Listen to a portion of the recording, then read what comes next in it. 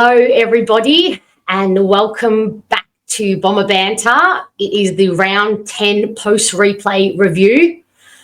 Oh, and what a second week running of this segment of this show for the week. Like a dum-dum or a very committed individual host of her channel, I did watch the abomination that was our game on Saturday night. I rewatched the replay, and it was as painful as it was being there live for it. I'm not going to spend too much time reviewing it, even though this is the post-replay review, purely because most of what I saw on Saturday night is exactly what I saw on the rewatch. It was an all-round shitfest. It was a shit show of a performance by us. It's possible that it was a shit show, and it's possible that there's also explanations for it. Those two things can coexist.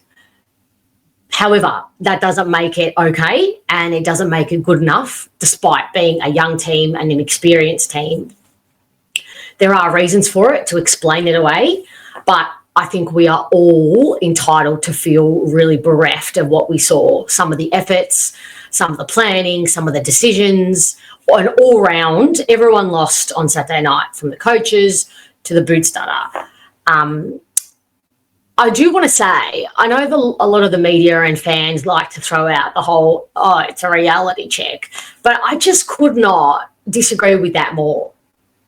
It's a reality check when you're not in sync with what is, when you're in, when you're clashing with what is. But as the Essendon supporters, we kind of knew that. We know that we are a bottom 6, possibly bottom 14. Was it surprising? Yes. The 91 points was surprising. The loss wasn't surprising. Maybe a 50-point loss wouldn't have been surprising. The extremity of the loss was a bit surprising. But in terms of it being a reality check, well, I just call bullshit on that. Okay, let's go. Let's get into what I jotted down.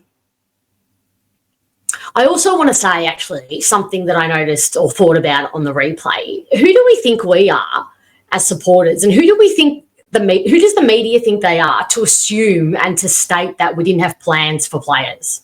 Are we actually that arrogant that we think, and I'm in this too because I yelled at Brad Scott on the fan cams, do we actually think that they didn't go in with a plan in team selection for Dale, for Libba, for Richards? Is that the most irrational thought? Do we really think that Voss didn't have plans for Heaney and Chad Warner? Of course they did. Of course they did. They just failed, that's all. Of course they had plans and made plans. They know more than all of us. So I just wanted to say that because it's just so dumb and irrational to think that they didn't plan, even on like the footy shows.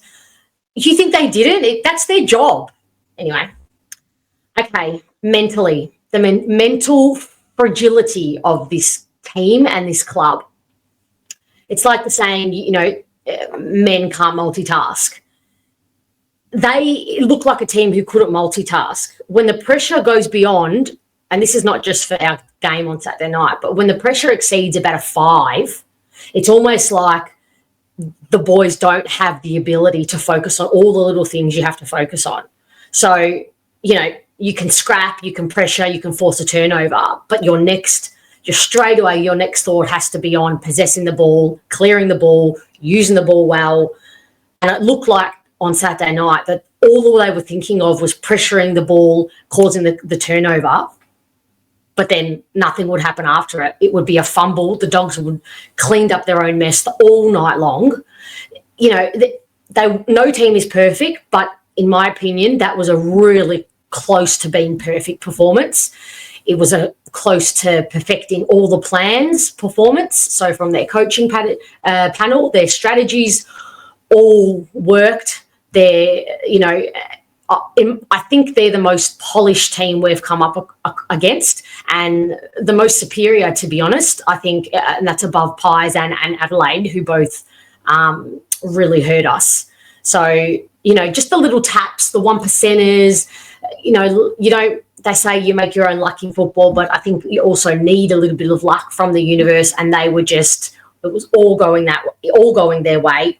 They have just extreme trust that a teammate is going to be there in the next link for the next handball. They just know where players are leading, what players are doing before the player even does it. Before they've even looked up to kick the ball or to handball the ball, that player, the recipient, is already in the position and they don't even have to think about it. The level of which we are not there yet was profound watching the replay, and also being there, as I said. It was impressive to watch. It was really impressive, but it was also really dour on, to see how far away we are from being that team. This is just my personal view. I don't think it's as much about the game plan as it is the cattle. Don't get me wrong. The game plan needs tweaking. I'll go on and on about it again. The forwards just get way too high. I don't like it. Game plans can be tweaked a little bit, but if your cattle is not up to it, there is only so much you can draw from certain players and who are going to get the best out of their abilities and themselves and their bodies. And I think this has all to do with cattle and less to do with strategy, game plan. Craig McRae couldn't coach this group of players. This is what I'm getting at. And that it might mean Brad Scott might not be the right person, but I just don't think changing the coach or the coach is the issue here. Again, game plan can be tweaked and it should be tweaked, and they probably will look at it.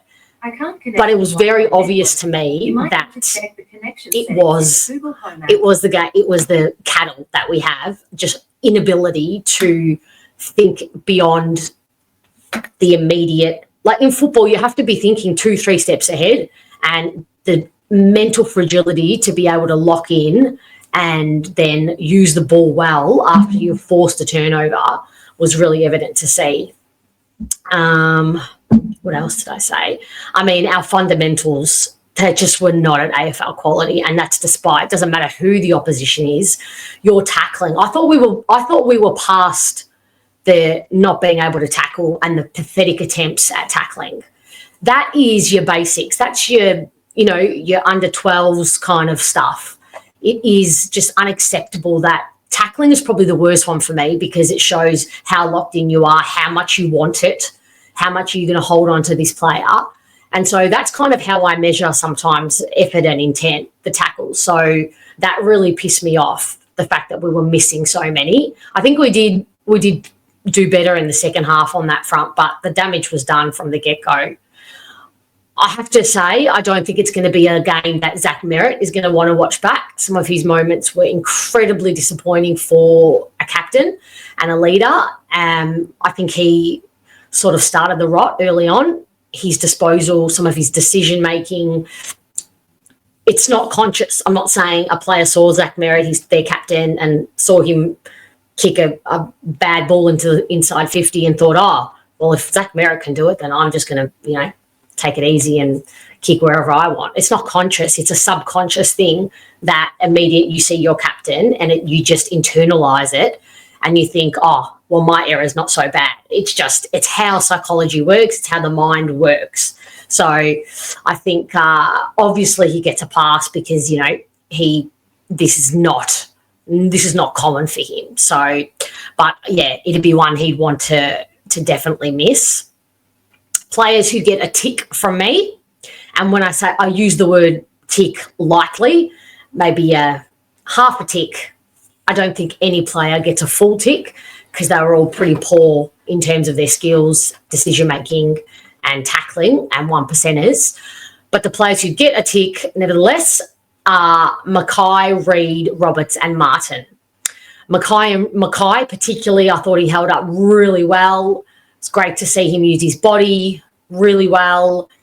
And Norton's goal, I think 1 or 2 came on him, and then the other was a down the field down the field free kick that Setterfield gave away.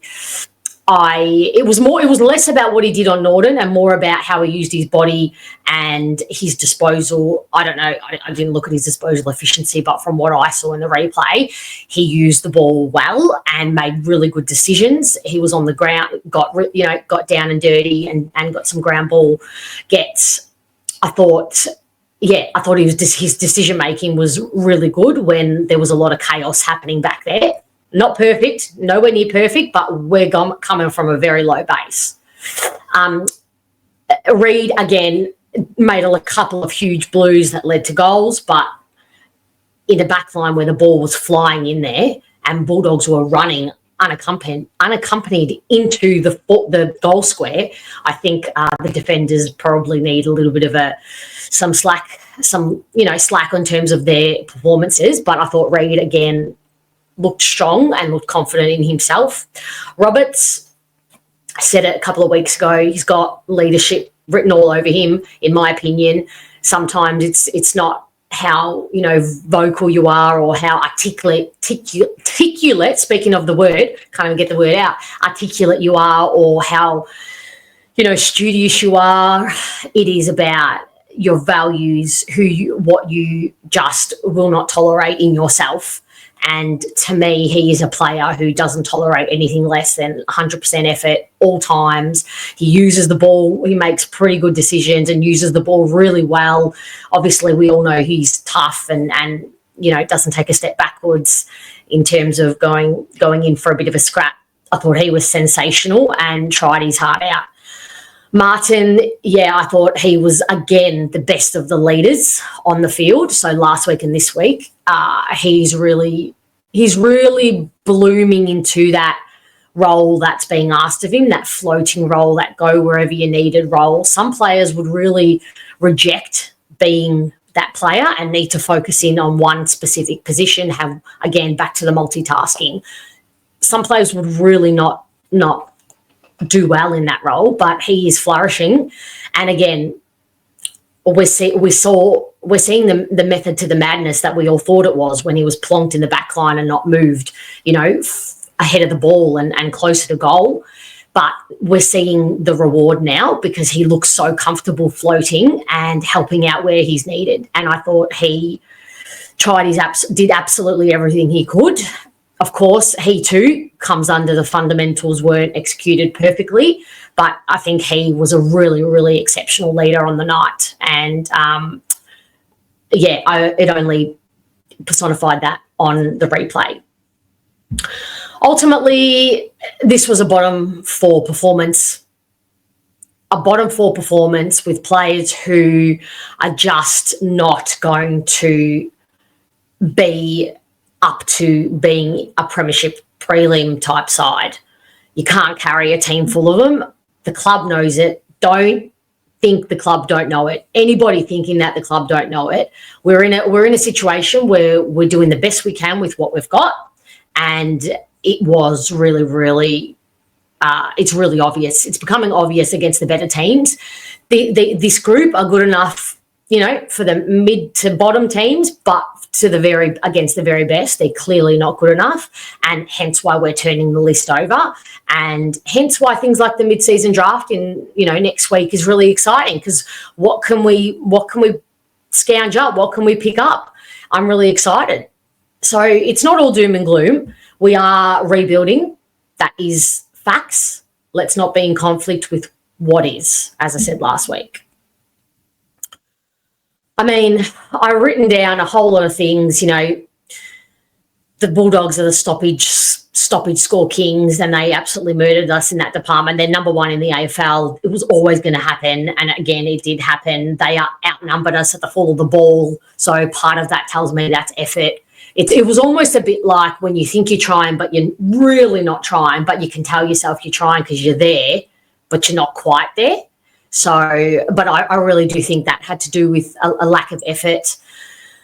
I didn't like the decision to put Ben to. I know Hobbs, Martin, and Perkins all had their time on Dale, but I didn't like the Hobbs sending Hobbs.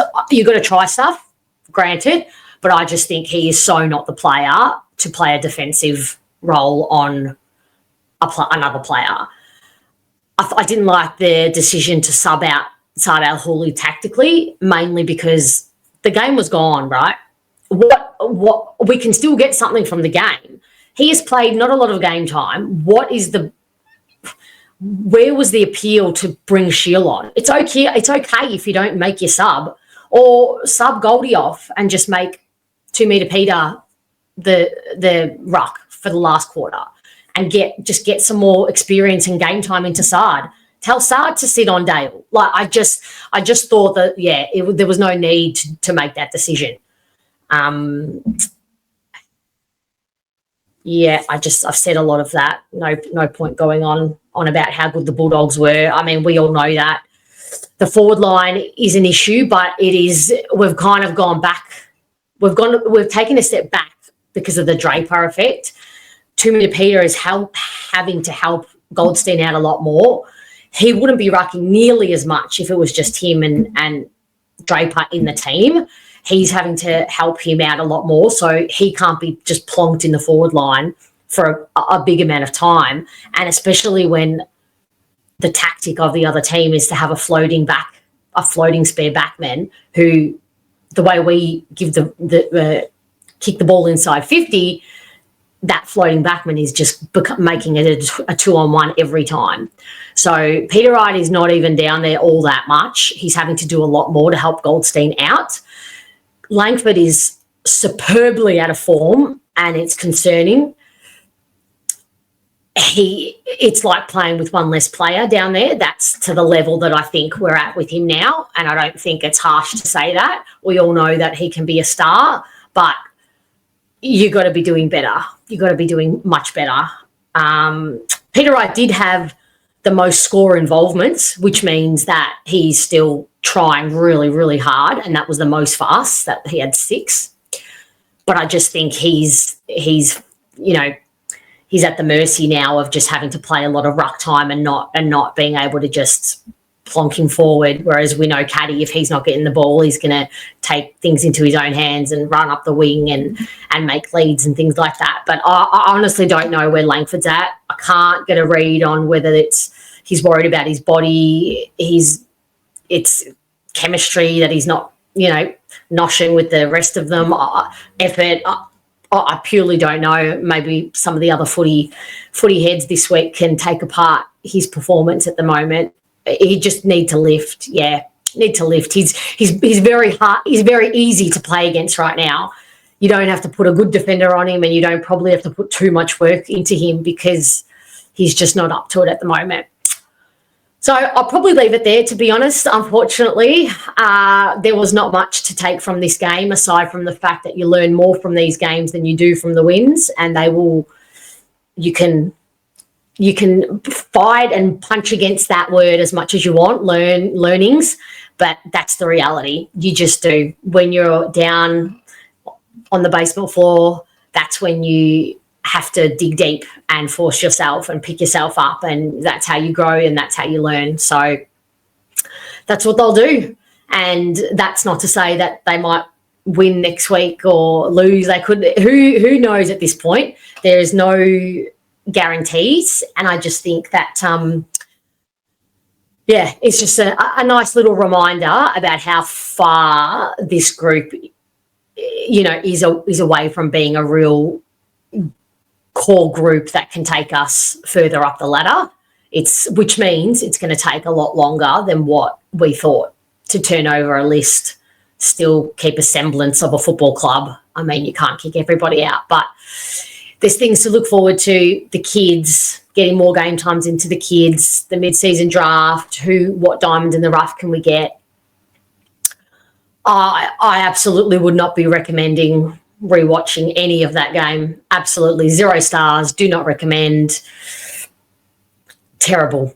Awful, but I am committed, and so I did. And that's as good as a review as I could muster up, to be honest.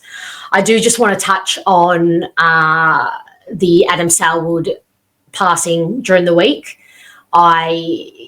Sending just so many bucket loads of strength to the Selwood family. I can only imagine the grief and the pain and the questions that they would be having and how bad that they're feeling.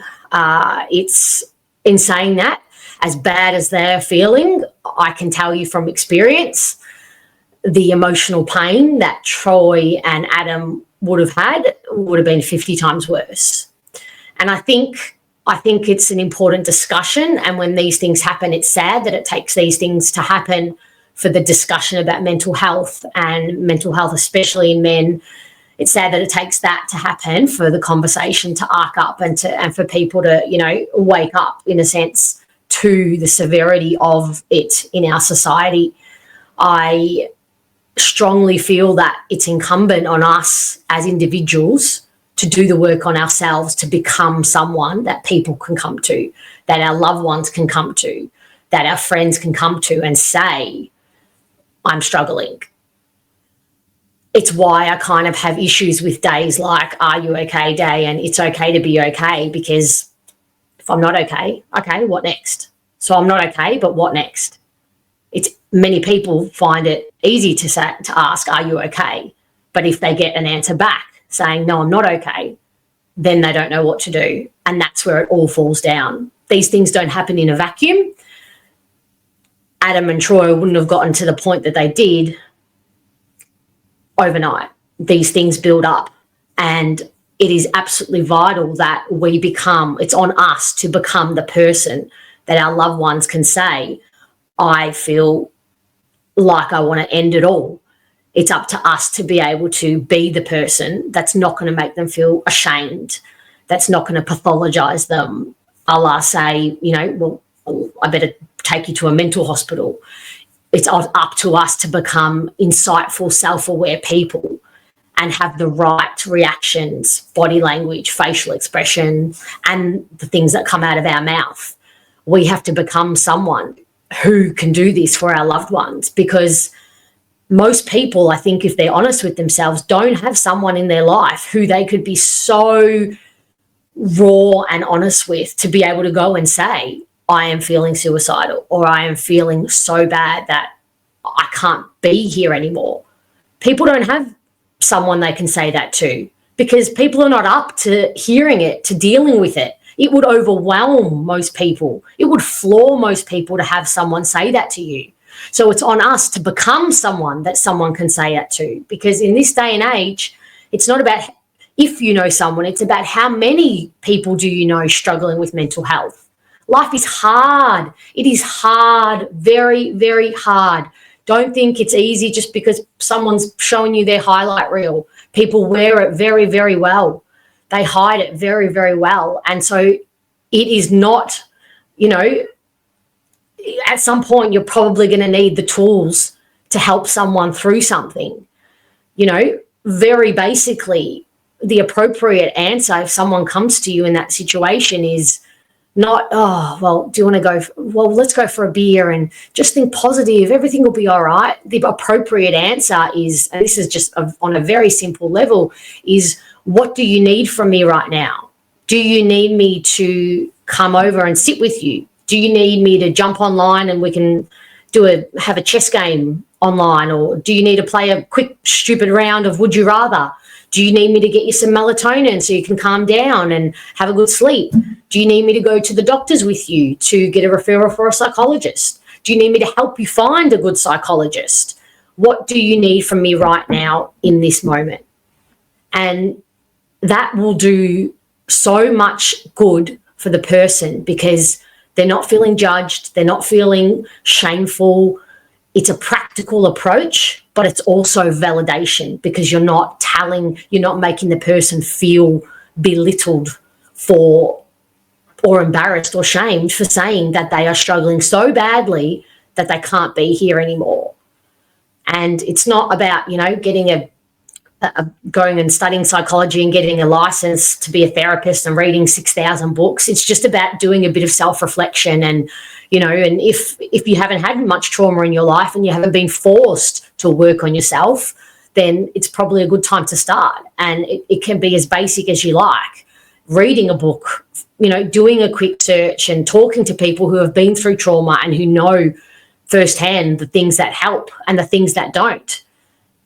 So it has all made me really reflect on my experiences in this area and the work, 15 years worth of psychological work I've done, in the realm on psychology and on myself. And it's it's really difficult to see these things happen. And especially for men you guys are encouraged, to keep things in and to be macho and to not let things out. Well, it's not cutting it anymore. You need to be brave enough to reach out for help. But again, that's not easy. That's easier said than done, because who is going to help? Who can you say in your life that's not going to make you feel shameful or judged? And I get that. And so I'm more talking to the people around you, or the people not struggling, or, anyone who, even the people who are. It's not about helping yourself. It's about having that little bit of bravery and trust that somebody is going to be able to show up for you and hold space and not try to fix you, but be able to offer you space, basically, and to be seen and validated. So this is all, in a very, very small nutshell and just hitting the tip of the iceberg. But, things like Are You Okay Day are not going to cut it. Do the work, do some work on yourself so you can be someone who helps someone in need, because you will come across that person, whether in your intimate life or whether online. You have no idea what kind of change and, difference you could make for someone just from doing a little bit of work on yourself and, getting a bit of self-awareness into how to help someone. Basically, I truly believe that if we all took responsibility for our own stuff and our own selves, less of these things would happen, because it would be a collective. We would more of it. We're in it together. You can throw that word out, but nobody knows when you're in the depths of despair. You're not in it together. You're not. The families often say, "What more could I have done?" They often think that. Well, I challenge that, and I'm saying to you now, don't get to that point where you have to think, "What more could I have done?" And I'm not saying that. Often families can't do much, but these things, again, don't happen overnight. And it's not a huge mountain that you need to climb to be someone who someone can come up to and say, I'm struggling, but in a very raw way, not just, are you free tonight to get a drink? Because that's a reach for help. But then what then? What after that? What after that distraction has happened? These things are really deep-seated and, very deep within. So on that, I encourage you all to, do the work. And if you are struggling, just know that you are not alone. I don't say that lightly. You are absolutely not alone. And if you don't have someone who you can turn to and say things that you are saying how you really feel and that you are not okay, I would say, go to the doctors, find a psychologist who can help you with the big stuff. We are not made, equipped with the tools to deal with a lot of life's challenges and traumas. We are not equipped. We're not built that way physiologically. So we need help. We need professional help, whether that's medication, whether that's psychologists, psychiatrists. It is about doing whatever it takes, whatever you need to get by. So if you don't have that person who you can be completely honest with, go to a doctor, find a psychologist, because that help is there and there is no shame in it.